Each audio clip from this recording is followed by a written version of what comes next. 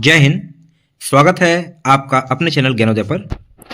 साथियों, इस वीडियो में हम बात करेंगे आज बिहार विधान परिषद की जो अभी सत्र चल रहा है उसमें एक महत्वपूर्ण मांग की चर्चा की गई है।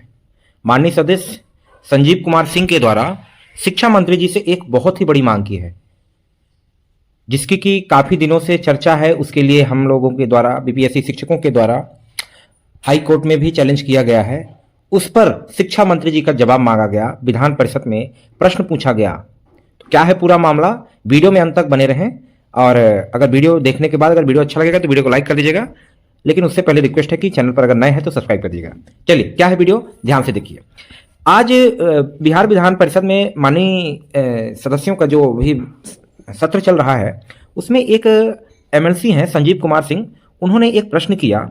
प्रश्न ये था कि जो भी बिहार बीपीएससी के शिक्षक हैं, बीपीएससी के माध्यम से जो भी शिक्षक हैं, उन सबको सरकार ने राज्यकर्मी तो बना दिया, लेकिन राज्यकर्मी के भांति सरकार ने यह भी कहा कि राज्यकर्मी के भांति सारी सुविधाएं, सारा आपका जो भी अलाउंस है वो भी दिया जा रहा है, लेकिन जो वेतनमान है वो कृत्रिम रूप से दिया जा रहा है, कृत्रिम वेतनमान बना के, माने राज्यकर्मी का वेतनमान नहीं दिया जा रहा है। ये तो बहुत ही खेद का विषय है। और ये शिक्षकों की भी बड़ी मांग है कि जब हम अगर सरकार से कि अगर आप हमें राज्यकर्मी मानते हैं तो हमें राज्यकर्मी खाली नाम देने के लिए दिया है कि वेतन देने के लिए भी? वेतन तो चाइनीज दे रहे हैं और नाम राज्यकर्मी का है। एक बात ध्यान रखनी होगी सरकार को, अगर शिक्षक से गुणवत्तापूर्ण शिक्षण चाहता है तो उसको गुणवत्तापूर्ण सम्मान और गुणवत्तापूर्ण सैलरी भी देना पड़ेगा जिसके वो हकदार हैं। और हम सभी शिक्षक, खासकर बीपीएससी के शिक्षक और तमाम शिक्षक, केवल बीपीएससी नहीं सभी शिक्षक, जब काम सभी शिक्षक का कर रहे हैं तो उन्हें भेदभाव क्यों?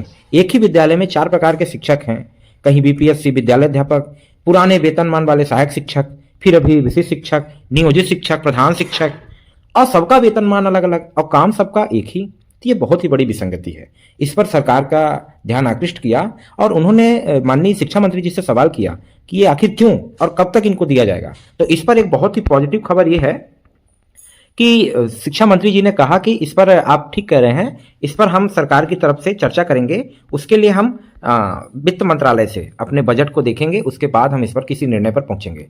देखिए, एक पॉजिटिव न्यूज़ तो है, क्या होता है दिखाएंगे। लेकिन अब आपको मैं वीडियो में आगे वो क्लिप दिखाता हूं जो विधान परिषद में हुआ है, जो भी चर्चाएं चली हैं, तो वीडियो को पूरा देखिएगा। प्रोफेसर डॉक्टर वीरेंद्र नारायण यादव, माननीय सदस्य डॉक्टर संजीव कुमार सिंह,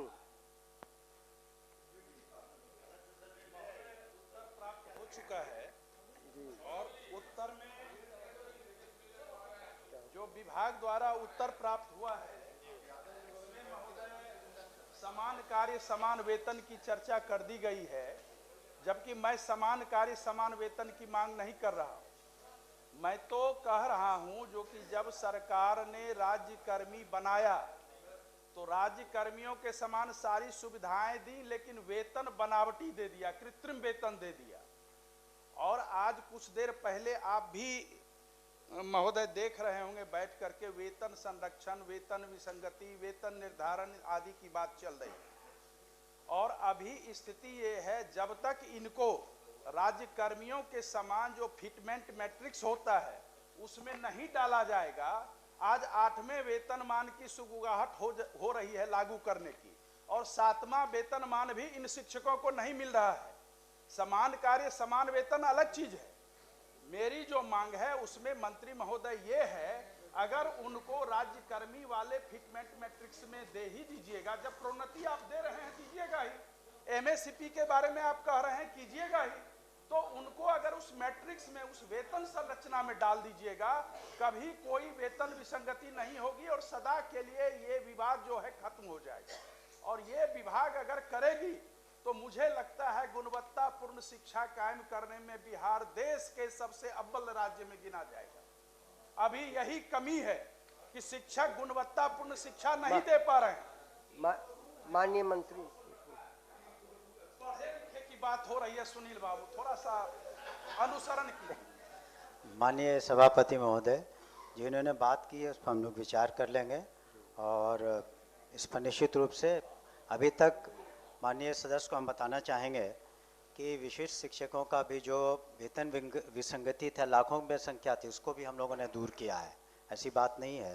तो इस तरह के इसको सहानुभूतिपूर्वक देखते हुए कि इसमें फाइनेंस का क्या व्यू है, उसको हम लोग देख कर निर्णय लेंगे। ठीक।